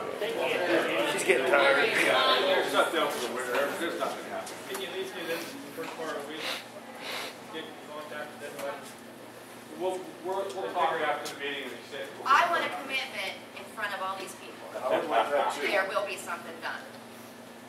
The only commitment that I can give you is that we will sit and talk and discuss and go from there. Okay, I that's can't what I make want. commitments that, that always good from that. That's what I wanted. You know what? They're gonna all have to Oh, try yeah. that Jersey Shore. All right, folks, yeah, I'm his mom, everybody.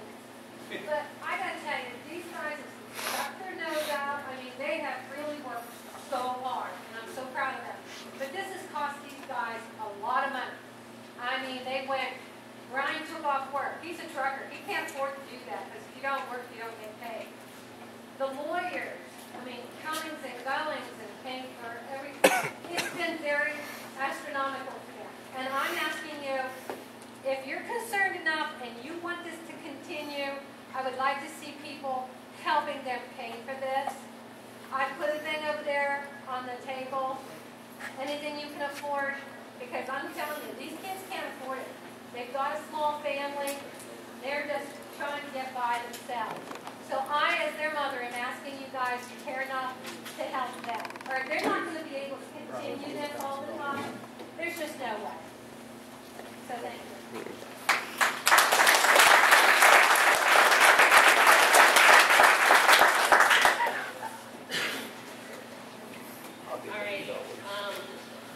I want to make one more statement before we lose too many people here. Like Dave had said in a very, very profound statement, we want it gone. We want it done. We want it out of here. That's our priority. If we don't want to have to do testings, we don't want to have to take samples, we don't want any of that. We just want it gone. Just get it out of here. That's the simplest way to get all of this taken care of. And it's the cheapest way, most cost-effective way. Take it somewhere else. Get it out of Township. Get it out of Clearfield County, for that matter. We just want to thank all of you for coming. I know this has been a pretty lengthy meeting. We want to thank State Rep Sankey here for taking the time out to come. Just want to thank everybody else for coming and showing support. Go ahead. One more thing real quick. In the beginning, Colleen stated they bought this ground for us. This is our ground. These are the people that we entrust to see that that ground is managed properly. Okay, we put a request in to have that ground, our ground, through you, determined that it's safe. That's the question is just, it's our ground, you're the man, you manage it for us, get it done. I will definitely, my name and address, before the spring season starts, I want to know if that is safe or not. I mean, what people in that.